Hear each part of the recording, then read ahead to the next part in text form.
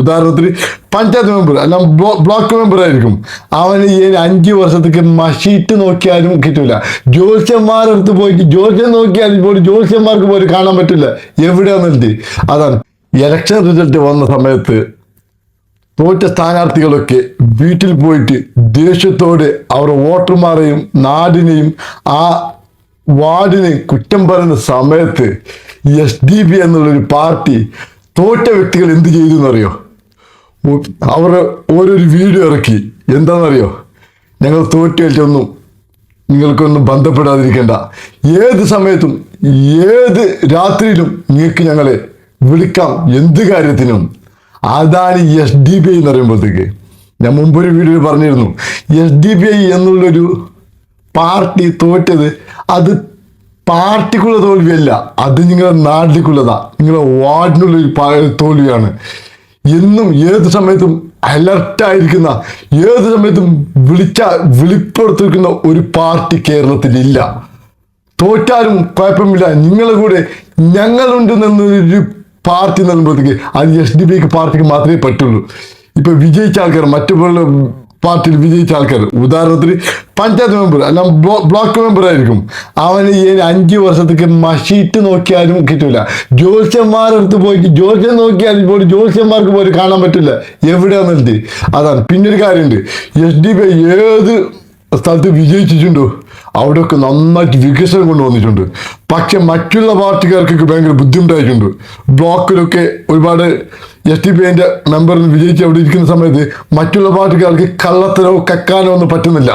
അതുകൊണ്ടാണ്, കക്കാൻ പറ്റാത്ത കൊണ്ടാണ് ഇങ്ങനെ അടിച്ചമർത്തുന്ന ബാക്കിയുള്ള പാർട്ടിക്കാർ.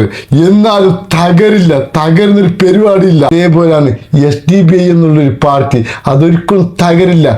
ഈ കാലം എവിടം വരെ ഈ ലോകമുണ്ട് അവിടം വരെ SDP പാർട്ടിയുണ്ട്. നിങ്ങൾക്ക് ഓരോരുത്തന്മാർക്കായിട്ട് നിങ്ങളൊരു സഹോദരനായിട്ട്, ഫ്രണ്ടായിട്ട്, എല്ലാത്തിനായിട്ട് നമ്മുടെ നാട്ടിൽ SDP എന്നും ഇരിക്കും. ചിലപ്പോൾ നിങ്ങൾ വോട്ട് രേഖപ്പെടുത്തിയ ആൾക്കാരായിരിക്കില്ല, ചിലപ്പോൾ അവർക്കെതിരായിട്ട് നിങ്ങൾ മുദ്രാക്കം ഭാഗ്യം വിളിച്ചു പോയ ആൾക്കാരായിരിക്കും. എന്നാലും SDP നിങ്ങളെ ചേർത്ത് നിൽക്കും. നിങ്ങൾക്ക് എന്തൊരു ആപത്തിനോ എന്തൊരാവശ്യത്തിനോ, നാട്ടിൽ എന്തൊരു ഉരുൾപൊട്ടോ, പിന്നെ മഴ വന്നിട്ട് മൊത്തം ഒളിച്ചു പോകുന്ന സമയത്തോ, ഏത് സമയത്തും നിങ്ങൾ പേടിക്കേണ്ട. SDP ജീവനോടുള്ളിടത്തോളം കാലം നിങ്ങൾക്ക് ഒന്നും സംഭവിക്കില്ല. പിന്നെല്ലാം ദൈവത്തിൻ്റെ കൃപ. ഒരുപാട് SDP ആ പാർട്ടിയെ പറ്റി രക്തസാക്ഷിയും ബലിയുമായിട്ടുണ്ട്. അവർക്കൊക്കെ ആയിട്ട് ഒരു ദിവസം SDP കേരളത്തിൽ ഉയർന്നു വരും. കേരളത്തിൽ മാത്രമല്ല ഈ പാർട്ടി ഉള്ളത്, ഉത്തരാഖണ്ഡിലുണ്ട്, ജാർഖണ്ഡിലുണ്ട്, കർണാടകയിലുണ്ട്, ഗുജറാത്തിലുണ്ട്, പല ഇന്ത്യൻ്റെ സ്ഥലത്തുണ്ട്. പക്ഷേ ഒരേ ഒരു പതാക മാത്രമേ ഉള്ളൂ, ഒരേ ഒരു കൊടി മാത്രമേ ഉള്ളൂ. അതാണ് SDP പവർ. SDP എന്ന് പറയുമ്പോഴത്തേക്ക് അങ്ങനത്തെ ചങ്കർപ്പുള്ള പാർട്ടി ഏതാ ഉള്ളത് കേരളത്തിൽ? ഇല്ല. ചങ്കർപ്പോട് പറയും, ഞാൻ SDP നിങ്ങൾക്ക് എന്താവശ്യത്തിനും നിങ്ങൾക്ക് വിളിക്കാം. അത് മാത്രമല്ല, ജാതിയോ മതമോ ഒന്നും പ്രശ്നമല്ല. ഏത് പാർട്ടിയാണ് ജാതി നോക്കാത്തത്? മുസ്ലിം ലീഗ് പാർട്ടിക്കാർ അവർ ജാതി നോക്കുന്നുണ്ട്, ഈ കമ്മ്യൂണിസ്റ്റുകാർ പിന്നെ അവർ പാർട്ടിക്കാരെ മാത്രമേ നോക്കുന്നുള്ളൂ. BJPക്കാരും അവരും ജാതി നോക്കുന്നുള്ളൂ. ജാതി നോക്കാതെ ഇന്ന് ഈ കേരളത്തിൽ ഉള്ള ഒരേ ഒരു പാർട്ടിയേ ഉള്ളൂ. അത് ചങ്കർപ്പോട് ആൾക്കാർ പറയാം, അത് SDP മാത്രമേ ഉള്ളൂ.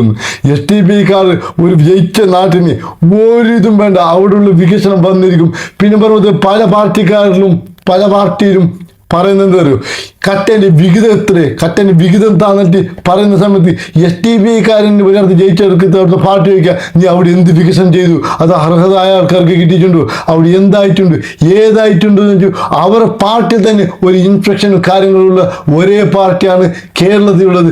അത് SDP ആണ്. ഇത്ര നിർത്തുന്നു. നന്ദി, നമസ്കാരം.